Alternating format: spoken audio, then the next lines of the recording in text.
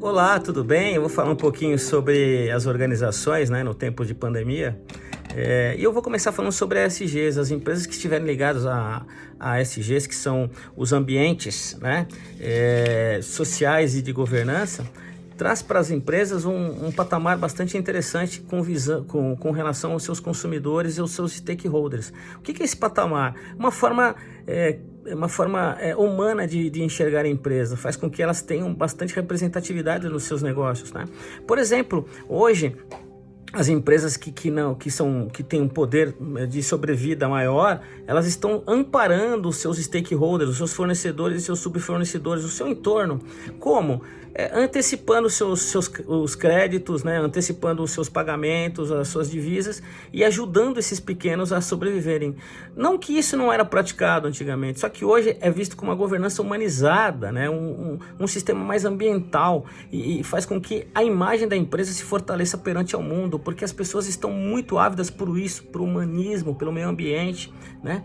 Uma das coisas muito interessantes é mostrar que, por exemplo, os apps cresceram 50% no Brasil, segundo a Chama, que é a Regina Chama, que é uma das diretoras do Google Play, mostrando também que, por exemplo, né, os streamers, inclusive os games, cresceram bastante nesse período, né?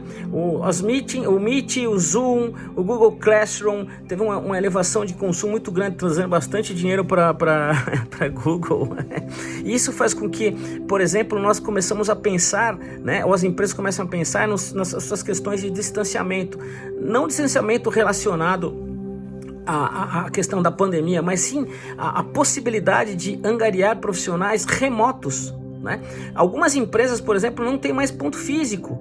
Tá? Criou-se um aparato para os seus colaboradores, né, dando subsídios para os colaboradores para eles poderem trabalhar com Wi-Fi adequado, né, com uma internet adequada, de forma remota, trazendo mais versatilidade para as empresas, ok?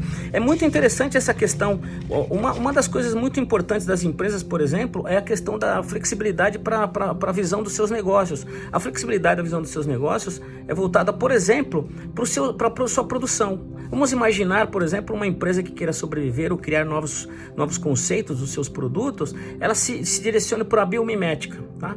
A biomimética, por exemplo, ela ensina a gente que os cupinzeiros, eles fazem vários dutos durante o dia, do todo o seu processo, né, de construção, eles estão sempre fazendo dutos para arrefecer, para refrescar o seu cupinzeiro, né, que fica muito exposto ao sol, e funciona. Hoje algumas construtoras fazem os seus dutos de circulação de ar subterrâneos, porque sabe que a terra mantém uma temperatura, e isso faz com que refresque tudo mais. O velcro, né, é um exemplo claro da biomimética, né? Foi espelhado numa plantinha, ok? E assim vai, por aí afora. Nós temos, por exemplo, a Vitória Régia. A Vitória Régia foi estudado e todo mundo sabe que quando a Vitória Régia ela não armazena água em cima, a água escorre. E existem empresas de produção de tintas que hoje elas se espelharam, criaram uma resina baseada na ideia da Vitória Régia, e você pinta a parede, se você jogar água, a água escorre, se você jogar outro produto, o produto escorre, baseando-se na biomimética. Ou seja, as empresas têm que se reinventar em todos os seus sentidos, nos seus sistemas, nos seus aplicativos, na sua consciência, na sua ciência,